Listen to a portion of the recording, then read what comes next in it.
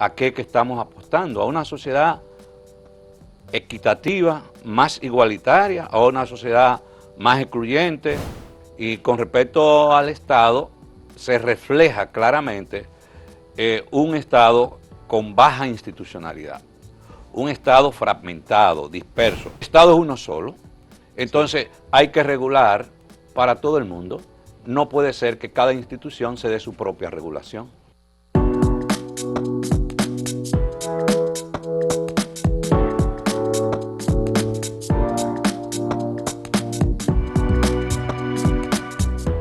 Saludos amigas, amigos, ustedes sintonizan Acento TV y este es su espacio a partir de ahora. Y hoy es viernes, así que tenemos a Bernardo Matías, el hombre de los viernes, con un tema muy pero que muy interesante. Bienvenido, Bernardo. Aquí estamos de nuevo. Bien. Viernes. Viernes. ¿Y cuál es el tema, el plato fuerte de hoy? Antes del plato fuerte, yo quiero felicitarle a ustedes. ¿Y por qué? Felicitar a Acento TV por 7 años. Así es. Aportando a la pluralidad, a la democracia, ejemplo de periodismo abierto, de periodismo crítico, algo que en la República Dominicana es una gran necesidad, una manera distinta de ver la realidad y el mundo. Es la ruptura con la rutinización de la información y la ruptura con el periodismo monotemático, que siempre estamos hablando durante más de 20, 30, 40, 50 años de lo mismo tema. Muchas Acento gracias. TV es periodismo refrescante. Muchas gracias, Bernardo. Muchas gracias. Nos alienta mucho esa salutación tuya. Y precisamente vamos a hablar de un tema que hay muchas miradas sobre ese tema. Nosotros queremos darle una mirada distinta, que es el tema de los altos salarios en el sector público. Y yo prefiero hablar de los salarios en el sector público. En este tema surgen, nacen los morbos, surgen y nacen las críticas enfocadas como que se trata de un problema particular, personal. Es eso, pero mucho más. Vamos a ver. El primer punto que debemos abordar a la hora de enfocar el tema de los salarios en el sector público es que se trata de un problema de Estado y de naturaleza institucional. No es un problema donde está centrado en el individuo, en la persona. Ni en una gestión de gobierno. Ni en una gestión de gobierno, ni en una institución en particular. Se trata de un problema de Estado, de naturaleza institucional, y que nos sigue colocando una pregunta que hace tiempo, hace décadas, está sobre la mesa de la agenda pública de nuestro país. ¿Cuál es el Estado que queremos? Detrás de todo eso está ese tema. Lo segundo es, ¿cuál es la sociedad que queremos? ¿A qué que estamos apostando? ¿A una sociedad equitativa, más igualitaria, a una sociedad más excluyente, que profundiza las diferencias sociales, que profundiza los abismos entre los que más tienen y los que no tienen? Esos son los temas que están de fondo sobre estos puntos.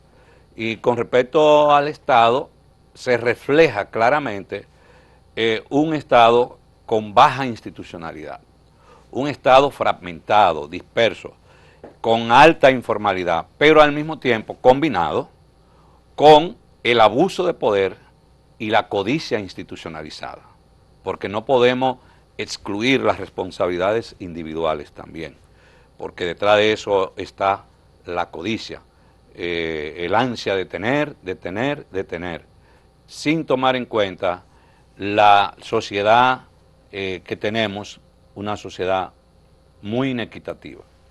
Entonces, se trata de un problema de naturaleza ética también, no solo político e institucional, porque remite a la construcción de una sociedad más equitativa. El asunto es de transparencia también. La palabra transparencia se ha relajado porque cuando se habla de transparencia automáticamente se cree que es sinónimo de corrupción. La transparencia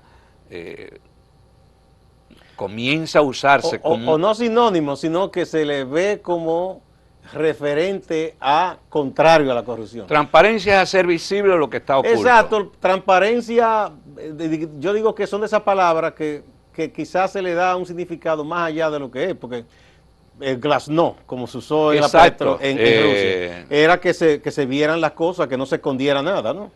Y cuando... Pero eso no quiere decir que incluso cosas que no están bien tú las muestras. El Papa Pablo VI, cuando el Vaticano II hizo un gesto simbólico de transparencia en la iglesia, cuando empezó, que abrió las ventanas del Vaticano, como un sinónimo de abrir la iglesia. Airear todo eso. Airear la iglesia a la sociedad, hacerla más transparente, hacerla más visible ante la sociedad. Entonces, y está aquí también demostrado que está en discusión de que no podemos asumir que hay varios estados dentro del Estado. ¿Cómo es eso? Que el Estado es uno solo. Entonces hay que regular para todo el mundo. No puede ser que cada institución se dé su propia regulación con el tema de los salarios. Y muy triste que empieza por quienes no deberían hacerlo. El Congreso que hace las leyes es un país aparte. Ellos legislan para ellos mismos, con la cuchara grande se sirven. Y son los que hacen las leyes. Es lo más contradictorio que hay.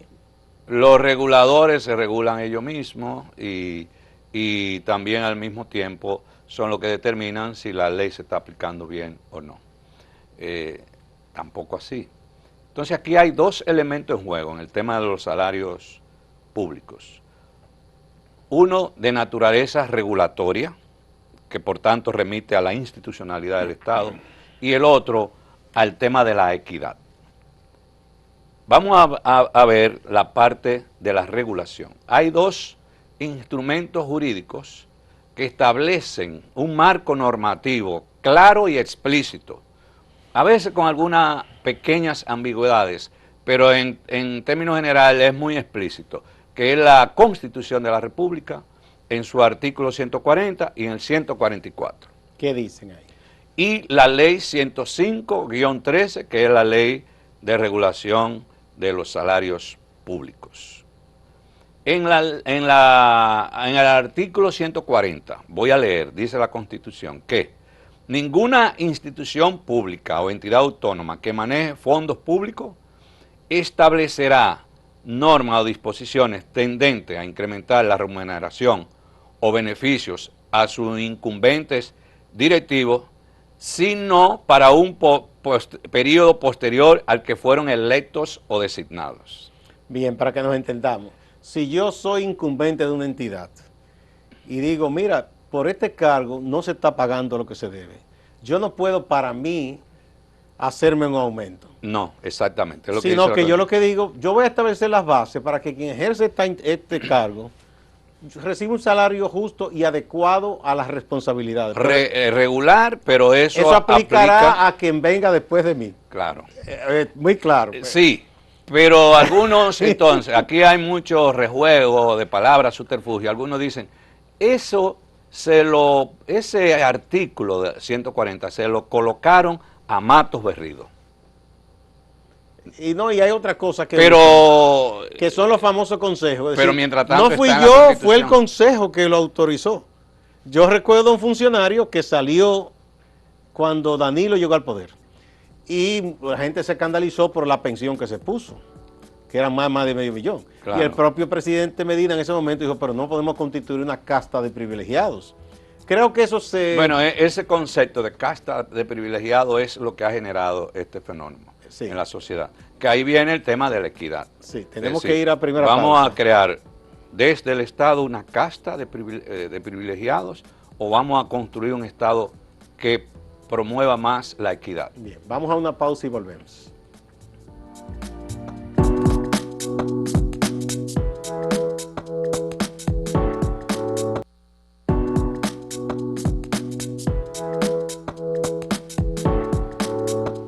continuamos con Bernardo Matías, el hombre de los viernes. El artículo 144 de la Constitución dice que es necesario establecer los criterios para una remuneración adecuada. Entonces la pregunta es, ¿quién establece los criterios? Es el Ministerio de Administración Pública, el ente rector. No es que cada institución va a establecer sus criterios y su propio mecanismo en términos salariales. Incluso más adelante veremos que aplica para todo el Estado, no para una parte del Estado. Es decir, ahí hay una manipulación y unos subterfugios interpretativos a beneficios. sí, son las instituciones que instituciones. dicen que son autónomas, que tienen leyes orgánicas, o a veces se excluyen instancias como el Poder Legislativo, la municipalidad, que ahí como que es un territorio aparte. La ley 105.13 tiene varios principios rectores y varias orientaciones muy claras que pensándola bien y aplicándola permitiría hacer un nuevo marco regulatorio y salarial en la República Dominicana. Primero dice, hay que transparentar y uniformizar las remuneraciones percibidas por los servidores públicos, dice la ley. Uniformizar no quiere decir que todo el mundo gane igual, sino que si tú eres ministro, debe ganar igual no puede que haber otro ministro que gane más que tú. Y que si tú eres ministro, no puede haber un subordinado tuyo que gane más que tú, como es en el caso de aduanas y la DGI, que son dependencias del Ministerio de Hacienda, y ganan más que el ministro de Hacienda. Entonces ahí habla de uniformizar los salarios, transparentar, corregir las distorsiones, esto que estoy hablando son distorsiones, reducir las brechas en términos salariales. Yo siempre propugnaba, cuando estaba en Senasa como gerente, yo propugnaba, cuando fuéramos a hablar de salario, empecemos por abajo, no por arriba. Incluso logramos implementar algunas políticas que orientadas a la equidad, como por ejemplo el bono escolar. En Senasa hay un bono escolar. El porcentaje de los que tienen salario más alto del bono debe ser menor porque necesitan que menos. los que están abajo. Claro, claro. O sea, pero la lógica es siempre inversa. Comprar los útiles escolares para una persona con salario que no sea de ejecutivo es mucho más difícil. No, Gustavo, pero no solo eso, sino que si tú aplicas un criterio de un 40% uniforme, el que te gana 100,000, eso le da 40,000. Y el que te gana 20,000, mucho menos, te da 8,000. 8,000, sí. Entonces, el que tiene más necesidad es el que está abajo. Es que es un tema ético, ¿tú entiendes? No es, y político, no es solamente jurídico. Los órganos rectores, dice la ley, deben contar con mecanismos y procedimientos coherentes. La misma ley manda a un decreto, que es a un reglamento, que es ahora, que aunque no estoy muy seguro, pero creo que en la gestión de Camejo se comenzó a trabajar con un reglamento. Pero decía, la ley fue en el 13 y decía que debía ser en el 14 ya contar con un reglamento para establecer los mecanismos y procedimientos. Al día de hoy todavía no hay un reglamento de la ley 105-13. Creo que hay un ministro diciendo que sí, que estaban ahora tratando de hacer eso. El MAP sí presentó una propuesta, pero eso no te quiere decir que hay un reglamento. No, aquí sí, mira la ley, esa reforma. Porque el MAP, lo que más ha tenido el MAP es dificultad para aplicar la ley. Sí. El MAP ha estado solo en la aplicación de la ley. Porque eso no es gracioso para los privilegiados. Pero ni siquiera el Poder Ejecutivo ha apoyado coherentemente al MAP. Yo todavía quiero esperar los resultados, no son las iniciativas, porque iniciativas han habido otras. De hecho hay una cosa extrañísima, aquí hay varios funcionarios que ganan más que el presidente de la República, lo que se suponía que no debía ser. Sí, pero ese es uno de los problemas que tiene la ley, que la ley jerarquiza, establece en ley unos salarios, pero hay no estoy diciendo que alguien gane más que el presidente, pero el establecer una escala en una ley no es práctico porque hay cargos puestos que por su naturaleza y demanda de un saber técnico especializado, que eso tiene un costo. No, y además porque son cargos que tienen circunstancias de riesgo. Los riesgos, pero el saber técnico especializado se paga. Por ejemplo, en toda la parte del mundo. El caso de Estados Unidos, presidente de la Reserva Federal, y aquí, gobernador del Banco Central, se sabe que no puede ganar un salario que no sea igual a quienes él tiene que regular y someter a la ley, ¿verdad? O sea, que cumplan la ley, como es, por ejemplo, el sector bancario. O sea, no puede ser un desbaratado frente a esa gente. Correcto. Sí, eso, igual que el superintendente de banco, se entiende que gane también un salario importante. Bueno, aquí dice la misma ley, dice, la remuneración debe estar ajustada al fortalecimiento institucional y a la profesionalización. Es decir, hay cargos puestos que requieren de un determinado nivel de profesionalización, que son los únicos que pueden contribuir a una mayor institucionalidad de esa organización, de esa institución. Bien. La remuneración debe tomar en cuenta la característica del servicio también, dice la ley. Es decir, que hay servicios que por su naturaleza requieren de mayor remuneración que otros. Entonces, ¿quiénes están sujetos a la aplicación de la ley? Dice la propia ley 105.13.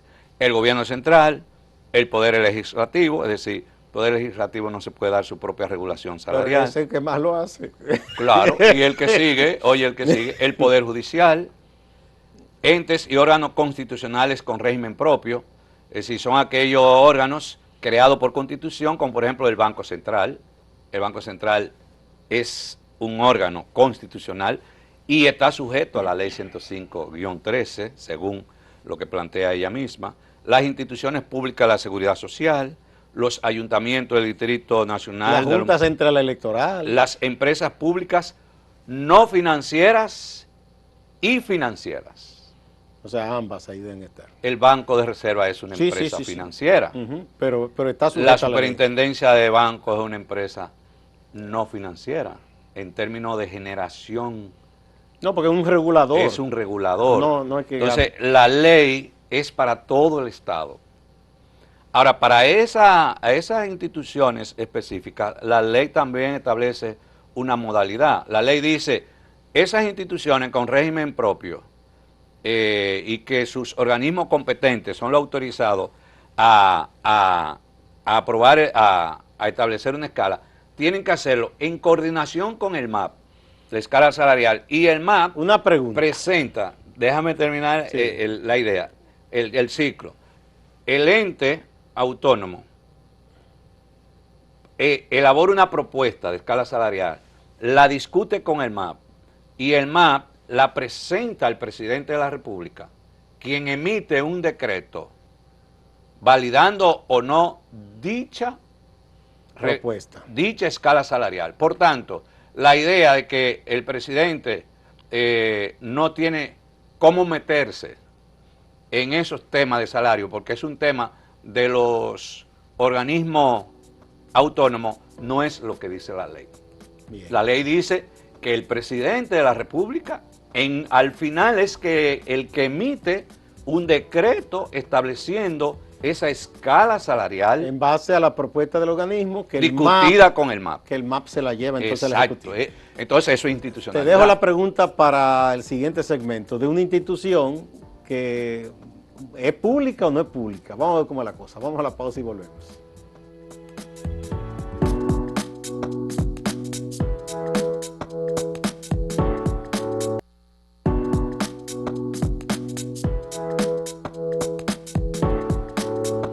La Universidad Autónoma de Santo Domingo, la UAS, que es del Estado, ¿está sujeta a esa ley o la ley de autonomía le permite que ella misma decida cómo compensa a sus servidores? Si es estatal, está sujeta a la ley, porque eso está claro. Y como la UAS es estatal, también. No significa que la UAS no establezca unas escalas salariales a través de su propia instancia, pero tiene que ser en coordinación con el MAP y con un decreto del presidente. O sea que debe someterse a esa validación también. Es que el Estado dominicano sigue funcionando como un Estado feudal. Cada feudo. Sí, cada institución es un feudo, tiene su propia regla, tiene su propio monarca, tiene su propio rey. Otra preguntita. Entonces, no, es que no podemos seguir Bernardo, con ese Estado. Una forma en que muchos ministros utilizaron, y no sé si qué tanto lo están utilizando también ahora, seguro que sí, porque eso está ahí, es que son miembros de consejos directivos de diversas entidades que son dependencias del ministerio que manejan o la dirección que manejen. Entonces, en esas reuniones con esos consejos se pagan unas dietas. Y eso es muy medalaganario, muy de manera de decisión muy personal. Aquí hubo un ministro hace unos años que era famoso por esas famosas reuniones que hacía de consejo, que decían que era más vino y queso que otra cosa, y que se pagaba unas jugosas dietas que hacían mucho más que su salario al mes. ¿Eso es legal, es ilegal? La propia ley 105-13, pero yo tendría que ir a verla en detalle, establece también algunas regulaciones para las tarjetas de créditos, para las dietas, combustible, etcétera, porque nosotros estamos hablando de salario, pero hay una serie de compensaciones, de incentivos que también tienen que ser regulados, porque al final te da un salario real. Por ejemplo, el salario del gobernador del Banco Central, creo, después lo veremos, que es 1.600.000 y pico de pesos, pero tiene que sumarle todos los incentivos del mes y lo del año, los bonos que hay en el año y otro incentivo, y eso te da un salario real que fácilmente puede estar por encima del 2.5 millones de pesos, de los 2.5 millones de pesos. Entonces todo eso son temas que no es un problema del individuo como tal, es un tema de Estado. No, está ahí, esa instancia sí, está ahí. Que hay que regularlo. Lo bueno que tiene esta sesión del Hombre de los Viernes es que nos podemos dar el lujo de decir, la semana que viene vamos a tener que seguir con el tema. Y así vamos a tener la parte de la equidad, le vamos a dar el próximo programa. Y ojalá podamos terminar lo de la regulación. Hay 3 principios que establece la ley, hay varios principios donde yo destaco 3 de la ley 105.13. Está el principio de la equidad, el del equilibrio y el de la jerarquía salarial.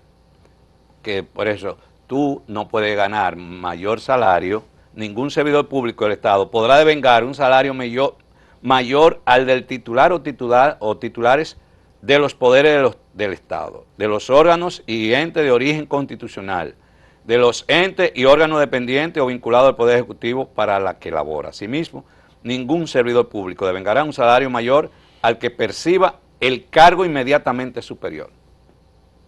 Ya tú te imaginas.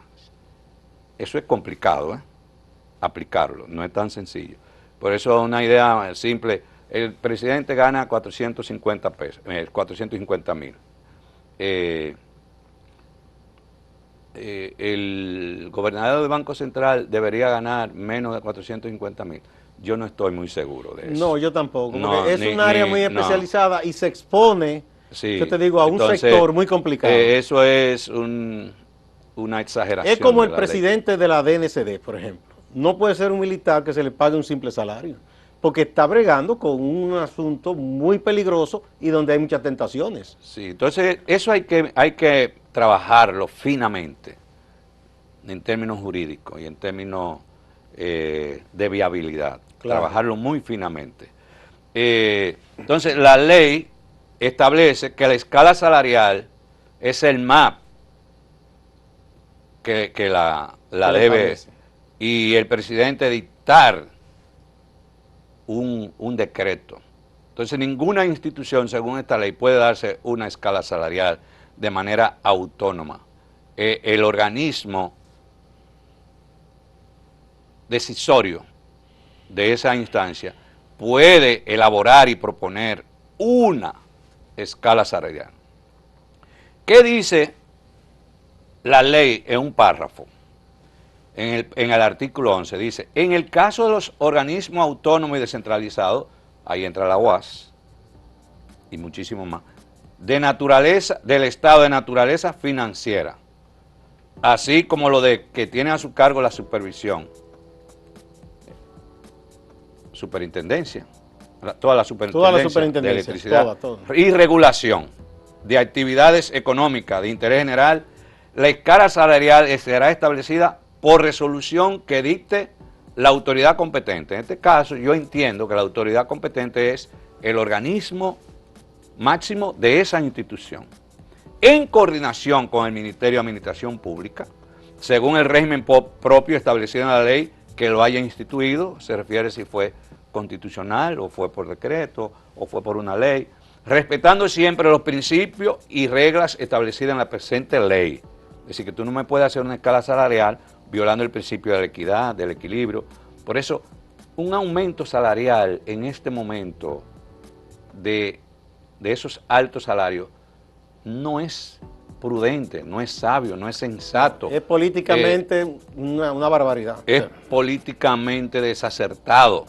Es un mal mensaje a la sociedad. Y cuando tú me recurres a la idea de que se trata de una indexación salarial, tú dices, oye, pero ¿por qué no empezamos a indexar mejor los salarios más bajos para acercarlo a la canasta básica? ¿Por qué hay que indexar a los salarios altos cuyos ingresos? Es que hay algo que se llama pertinencia, eso no es pertinente. En una situación de crisis que tú le estás pidiendo a la gente que tenga paciencia, exacto, no es prudente. Que no solo que tenga paciencia, sino donde hay restricciones. Obviamente. Entonces dice ese mismo párrafo, la entrada en vigor de esta escala salarial estarán sujetas a la aprobación del presidente. Muy bien. Eso está clarito, ¿verdad? Muy claro está. Entonces tú no me puedes hacer una escala salarial en base a los criterios de tu feudo. Tiene que ser en base a criterios de Estado. Y los criterios de Estado lo establece la ley 105-3. Muy bien, Bernardo, gracias. Yo creo que es muy didáctica la explicación que tú has dado. Vamos a ver la próxima semana otros temas relacionados con el asunto del salario en el sector. Lo vamos a dedicar al tema de la equidad.